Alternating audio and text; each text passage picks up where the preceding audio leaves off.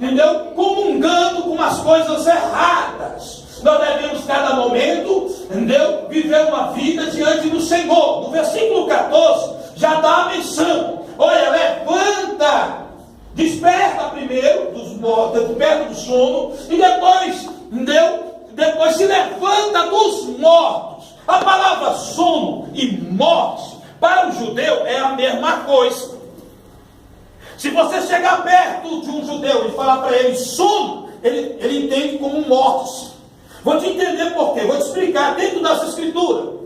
Quando quando Lázaro estava doente, moribundo, a palavra moribundo, que ele estava quase à morte. A gravidade da doença estava muito avançada e ele estava para morrer. Por isso que o texto fala moribundo. E ele disse que quando o Senhor chegou, e quando ele demorou muito ainda a ir até a Betânia, aonde estava Lázaro doente. E disse que quando o Senhor apareceu em Betânia, Lázaro já tinha 4 dias que tinha sido sepultado. Estava morto. E diz que Jesus, bem antes de chegar lá, ele falou assim: Lázaro está dormindo. E eles não entendiam. Aí Jesus falou abertamente: Lázaro está morto. E outro, deixando-me claro, Jesus chega na casa de um dos principais da sinagoga, e a filha dele estava também já morta, entendeu? O pai veio ainda quando a filha ainda estava viva, mas quando Jesus estava de caminho junto com o pai, a casa, diz que a jovem tinha entrado entrou em óbito, morreu. E quando Jesus chega lá, a jovem já estava morta. E Jesus falou assim: a jovem não está morta, ela está dormindo. Então, para o judeu, o sono, dormir e morte é a mesma coisa. Então o tema que foi usado declara para a comunidade de Éfeso que a preocupação era que deveria estar vivo. Olha, levantar diante dos mortos, ou desperta tu que dorme, adormecido, aquela pessoa acomodada, a pessoa que não leva a sério aquilo que é sério. São pessoas, não posso botar uma condições de apenas uma pessoa que está dormindo, que há a necessidade de se despertar do sono dele. É aquela pessoa despreocupada com um assunto que é grave. Então Paulo deixa para a comunidade de Éfeso preocupado com uma situação e fala: olha, desperta tu que dorme e levanta diante dos mortos. Quer dizer, alguns estavam mortos. A palavra morte que aqui Paulo estava falando, a declaração morte em Cristo, a morte espiritual. A pior morte para o ser humano hoje, ou para o cristão, é a morte espiritual. O que é a morte espiritual? É a perda do contato com Deus. Tem muitas pessoas que estão aqui dentro que perderam o seu contato com Deus. São pessoas que estão aqui que nunca tiveram uma experiência com Deus, ou tiveram e já não tem mais. São pessoas que entram e saem desse ambiente sem sentir Deus. São pessoas que estão mortas espirituais. Aleluia. Tudo aqui funciona em uma dimensão espiritual. Não adianta, se você não for uma pessoa espiritual, está num ambiente espiritual. Eu pegar uma pessoa que está lá no mundo para frequentar a igreja, ela vai ter dificuldade se ela não for uma pessoa espiritual. A frequência da igreja não é o bastante. A gente precisa ter uma comungação ou uma comunhão com Deus. Se nós não estivermos, estamos mortos. E o que tem de pessoas mortas não é brincadeira. A morte espiritual é uma das piores mortes que tem. A pessoa está na igreja e perdeu o contato com Deus. Por isso que Jesus deixa bem claro no livro de João, e ele fala assim: olha, Deus, Jesus falando, que o Pai está à procura dos verdadeiros adoradores. Glória a Deus.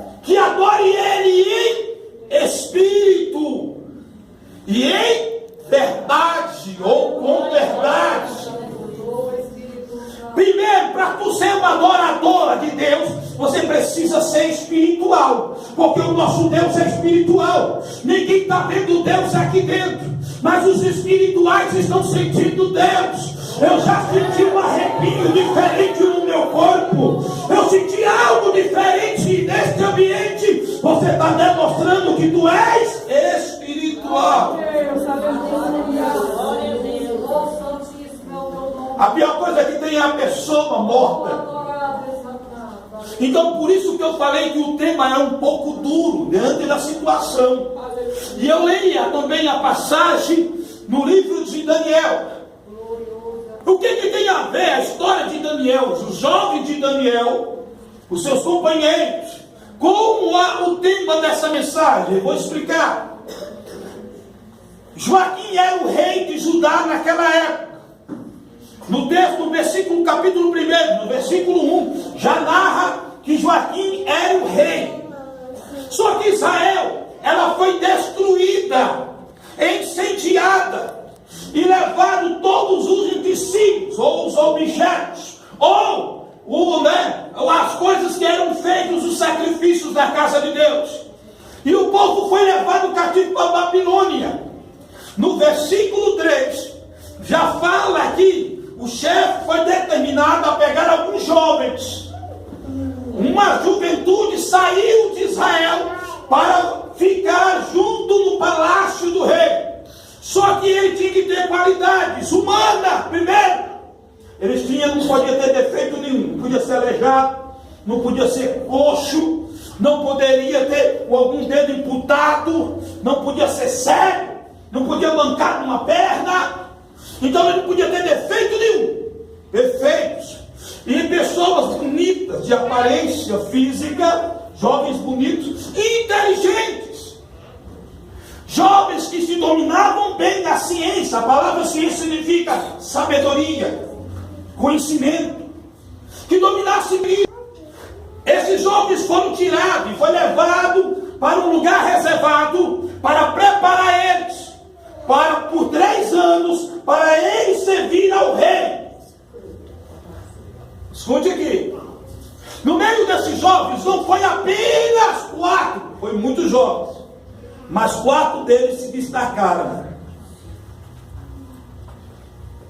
Como eles destacaram? Os 4 jovens, Daniel, junto com os 3 jovens, eles se destacavam.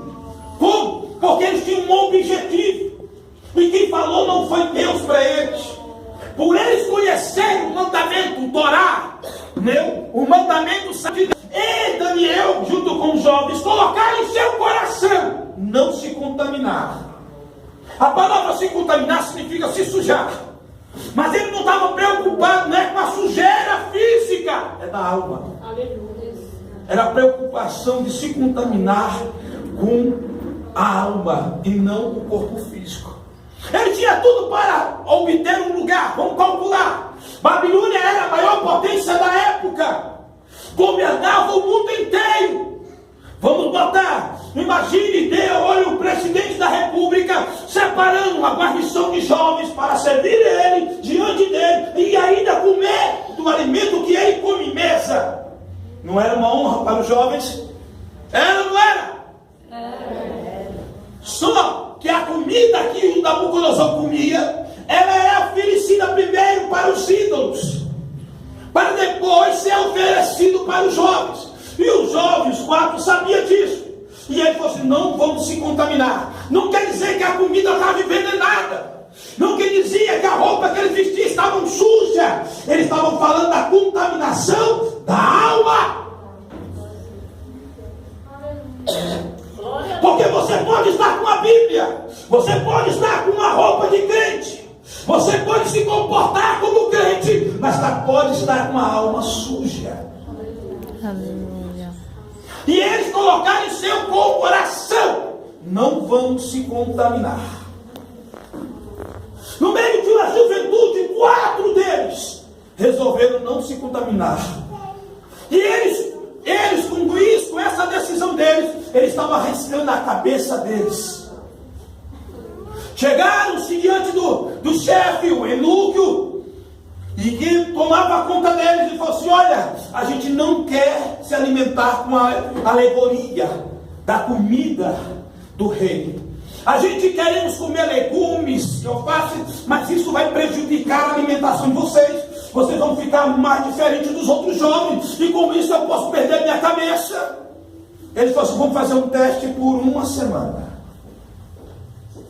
Se nós não tivermos piores do que eles, nós vamos parar de se alimentarmos. Só que quando o jovem coloca no coração dele não se contaminar com as coisas pecaminosas do mundo, automaticamente Deus entra no negócio. Aí Deus entra no negócio. A Bíblia fala, irmão, que com 1 semana comendo só alface, só comendo legumes, nessa comida que eles estavam comendo, que não tinha, de acordo com a lógica nossa, não tem como segurar a boa aparência. Entendeu? Mas disse que depois de 1 semana, os jovens se destacavam mais do que os outros, porque Deus adiantava no negócio. Deus não mandou os jovens voltar-se a Ele. Os jovens colocaram o seu coração a viver uma vida regada diante de Deus, demonstrando o quê? Que nós, na verdade, temos um livre-arbítrio. Nós temos a liberdade de escolha. A gente só serve a Deus se a gente quiser. Não quer dizer que tu esteja sentado aqui na igreja que tu está servindo a Ele. Não quer dizer que você seja um frequentador de uma igreja, que você está vivendo uma intimidade com Ele. Essas coisas são pessoais. Cada um de vocês conhece pessoas que aqui dentro ele tem um comportamento e lá fora ele tem outro. Eu não preciso olhar para vocês, que vocês já conheceram pessoas dessa forma. Pessoas que vivem vidas duplas. Pessoas que brincam com si próprios, com as suas oportunidades que foram dadas por Deus. Verdade, Deus. Isso quem tem que cobrar não é a igreja, é a tua intimidade com Ele. Você tem um livre-arbítrio. Se você quer viver uma vida de fidelidade, olha, você pode fazer isso. Aleluia. A Bíblia fala que os jovens estavam longe da casa de adoração de Jerusalém. A palavra Jerusalém significa lugar de paz. Eles tinham sido incendiados a cidade deles. Ele tinha tudo para viver uma vida desviada de Deus.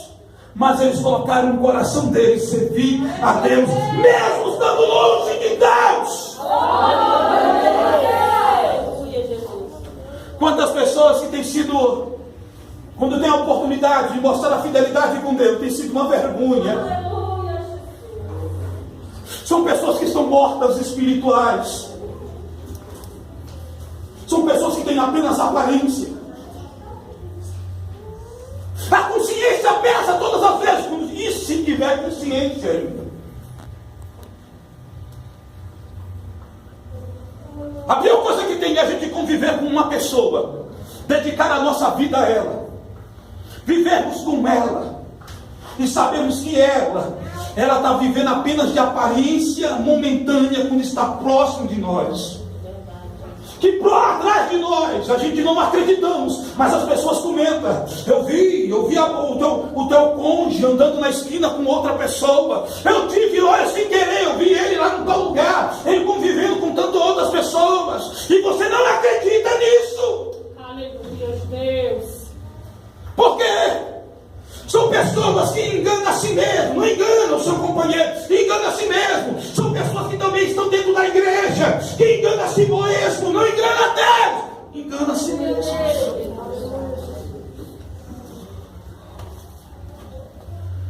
Então o texto deixa bem claro: desperta tu que está dormindo. Aleluia. Saia desse sono da morte. Levanta diante dos mortos, ressuscita, e Cristo te iluminará. Ele mostrará. Paulo, já no versículo 13, ele fala: tem muitas pessoas que andam em trevas e elas escondem isso. Você pode esconder dos homens, mas você nunca vai esconder de Deus. A melhor coisa que você tem que ter, você não tem que se preocupar com uma comunhão apenas com uma igreja. Você precisa ter uma comunhão e intimidade com Deus. Você precisa conhecer Deus.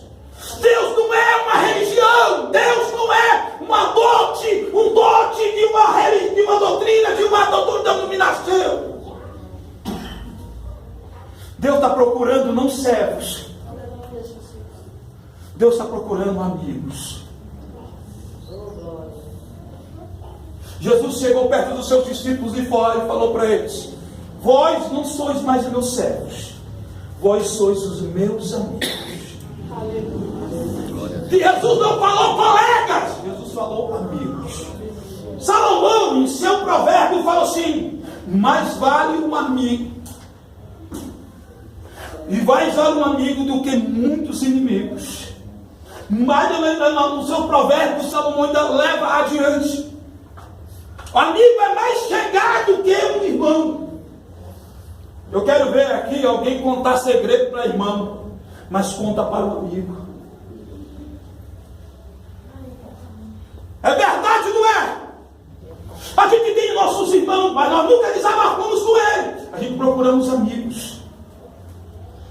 Por isso que Salomão falou que o amigo é mais chegado, anda mais próximo do que o próprio irmão de casa. E Jesus falou assim: vós não sois meus servos, vocês agora são os meus amigos.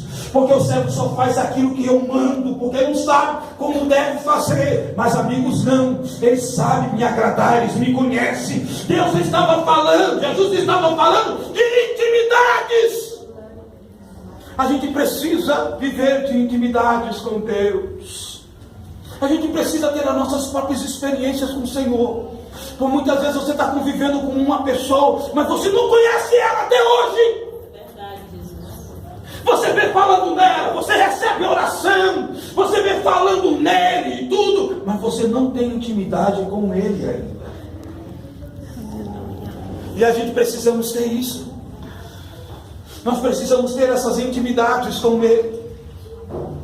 Principalmente a nossa juventude. Diz que os jovens, e eles passou uma semana, eles demonstravam-se a aparência melhor. Ele ficou admirado, o chefe, o eunuco, que cuidava deles. E falou assim: meu Deus, vocês estão melhores do que os outros jovens. Vocês se destacam. Então, quando o jovem coloca no coração dele a viver uma vida em santidade com o Senhor e não se contaminar com as coisas erradas do mundo, eles começam a andar no centro da vontade de Deus. E aí as coisas tudo funciona. Puderam mudar o nome deles? Mudaram. Mudaram a forma de se vestir? Mudaram. Mas não mudaram a vontade de servir a Deus.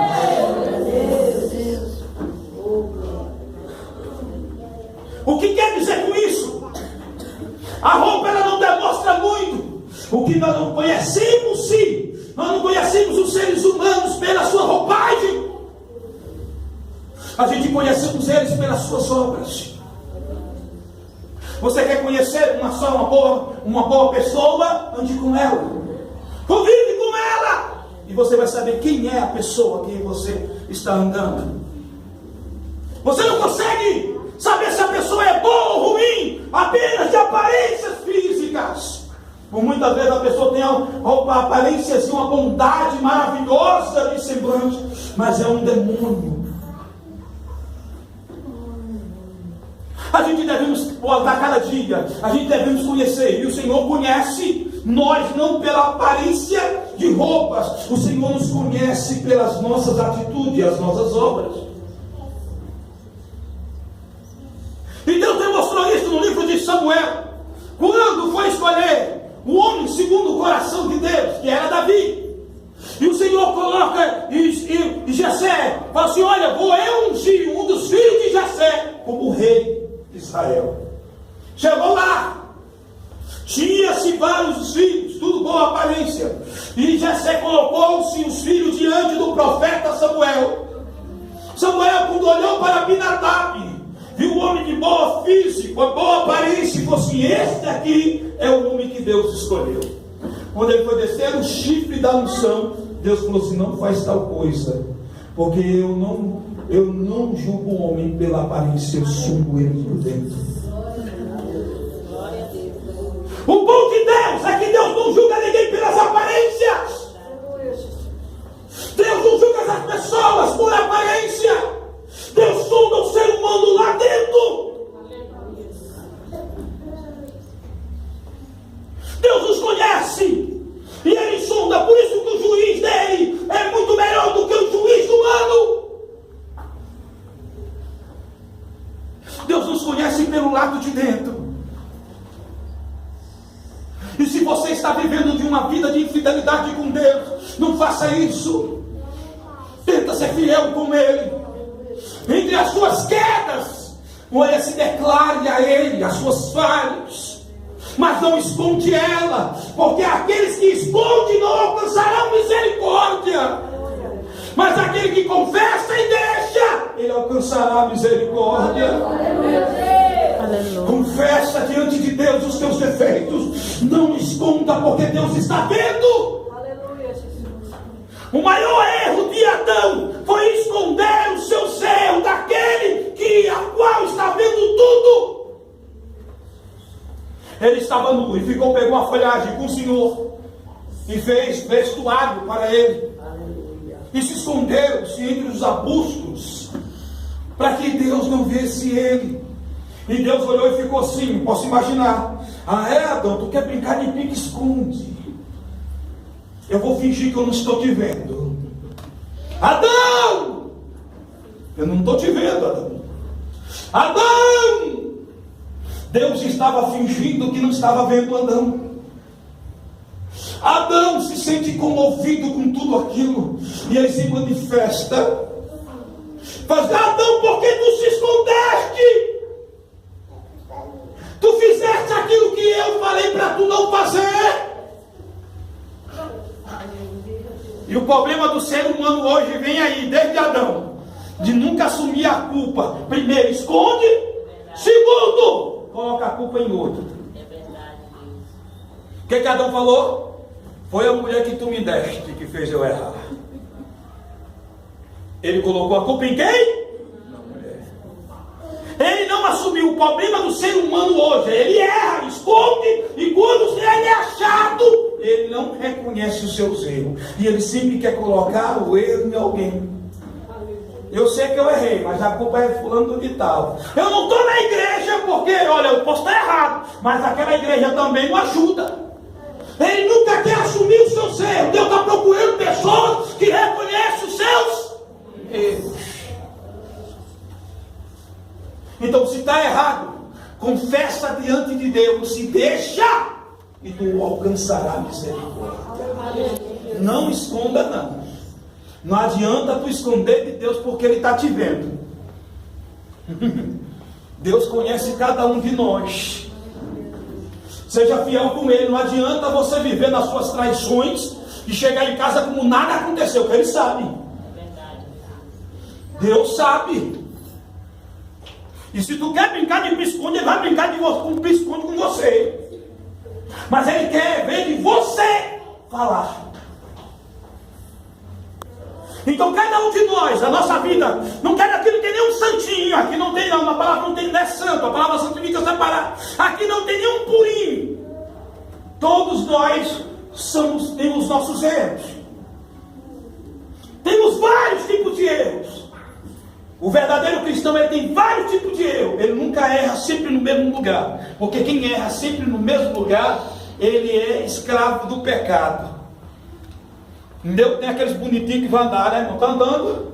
Tu está chegando, tu está andando numa pista que você não conhece. E tu está andando. Você não conhece. Está à noite, não está vendo direito. E tem um buraco, você não sabe. E tu cai dentro. Caiu dentro do buraco. Entendeu? Você caiu por não saber que tinha um buraco. Entendeu? Não é assim? Agora, se você conhece o caminho, sabe que tem um buraco, não, eu já caí lá, vou cair de novo. Tem gente que gosta de cair na mesma situação. E tem sempre falando para mim, olhando para mim e falando: olha, não aguento, pastor, é sempre no mesmo, mas tu erra sempre no mesmo lugar, filho. O que é isso? Você está demonstrando que você é dependente do erro. O crente, ele é variado, ele erra. Tem vários tipos de variações, ele vai errando. E aonde ele erra, ele faz tudo para não errar outra vez. Porque ele não é escravo, ele tem domínio sobre ele. Porque o Espírito de Deus o libertou. Jesus deixou bem claro: conheceis a verdade e ela vai nos libertar.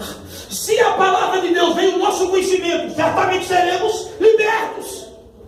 Nós vamos saber o que é certo e o que é errado. Então, quando tu erra, consciente, você errou porque tu é escravo do pecado. O texto deixa bem claro. E os jovens chegaram. E eles começaram a se destacar de uma tal maneira, maravilhosamente. Eles se destacaram diante do rei, até dos olhares do rei, porque Deus estava com eles. A vida da juventude de ter uns jovens como esse. São jovens, meu irmão, são jovens que merecem aplausos nossos. São jovens que estão aqui dentro da igreja, que tem toda a opinião de estar hoje, sábado, em outro lugar, sem ser aqui. Aleluia. Mas resolveram virar as costas com muita dificuldade e estar aqui. Não adianta nós apontar o dedo a eles em seu defeito, mas ajudá-los eles a cada momento, porque são jovens vitoriosos. Glória a Deus. Glória a Deus. Aleluia. Esses jovens podiam estar em qualquer outro lugar, menos aqui hoje. Pleno dia de sábado. Mas estão aqui em pequeno número, mas são jovens que mostram para esta igreja que eles estão fazendo de tudo, lutando contra eles mesmos e contra as suas próprias vontades para estar aqui. Não são jovens certinhos, têm as suas fraquezas em momento, e alguns deles até mesmo ainda dão seus deslizes, mas não deixam a igreja. Estão lutando com toda a opinião de suas almas de estar aqui destacando isso. Tem muitas mães que, olhando para a juventude mesmo pequena como essa, eles queriam ter os seus filhos sentados nessas cadeiras brancas neste dia tão especial que é o dia de hoje. Mas algumas delas sofrem com seus filhos dependentes de pedras, de drogas. Alguns têm a sua madrugada, vêm à noitada, todo bêbado, e não querem saber de igreja, não querem saber de Bíblias. E você, mãe, vem por muitas vezes sozinha para este ambiente, sonhando que um dia os seus filhos pudessem ter a mesma oportunidade que esses tiveram. Nós não devemos pressionarmos eles, mas ajudar-nos.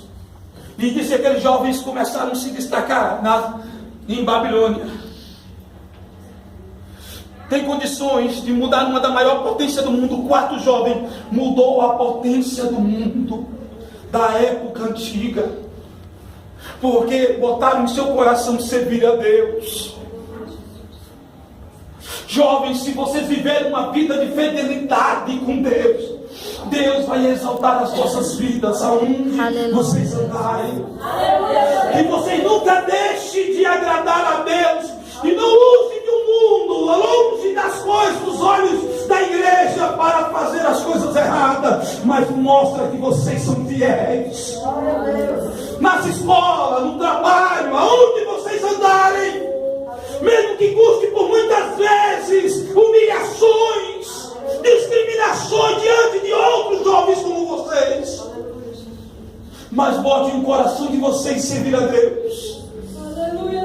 Não seja uma vergonha para onde vocês andam, mas lute. Eu sei que não é fácil para vocês, porque eu já fui jovem, eu tive a oportunidade de ainda vir para a igreja na minha juventude. Eu sei o que cada um de vocês passa. Eu sei que não são fácil o desafio de estar nesta igreja, de conviver aqui, e por muitas vezes ser apontados por ele em um momento de ajuda que você necessita. Mas saiba de uma coisa: vocês não estão servindo a homens, vocês estão servindo a Deus. Mostra as vossas fidelidade a Ele, mesmo que os olhos dos homens não possam te ver. Tem condição condições da gente estar na faculdade, servir a Deus, ter comunhão com Deus. Me lembro quando eu estava na minha juventude, e eu saí da 303 e fui para estudar à noite na 507. Na minha época, a 507 era o pior colégio que tinha em Samambaia, aonde jovens mantinham relações sexuais dentro do banheiro, aonde usuários de drogas estavam dentro de sala. Eu era novo convertido, mas eu coloquei no meu coração estudar, mas servir a Deus. Eu levava, naquela época a gente não usava mochila, usava as canetas nos bolsos da calça jeans, e a blusa, o caderno de 20 matérias na mão. E eu chegava na sala, junto com o Novo Testamento da linguagem de hoje, me sentava no meu canto e ficava quietinho. Nos intervalos que tinha, eu ficava dentro de sala, eu pedia a permissão para estar e começava a ler o Novo Testamento, observando se outros jovens começaram a fazer pergunta para mim.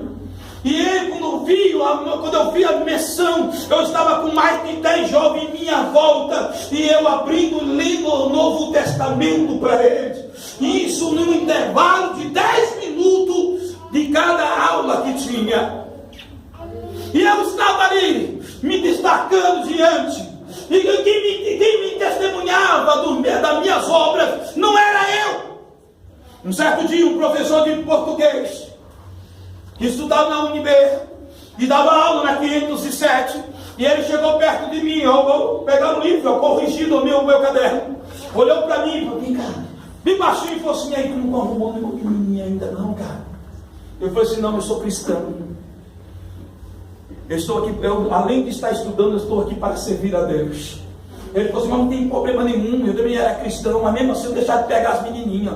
Aí quando eu falei assim: eu sou cristão, uma menina se levantou assim: professor, esse aí é crente.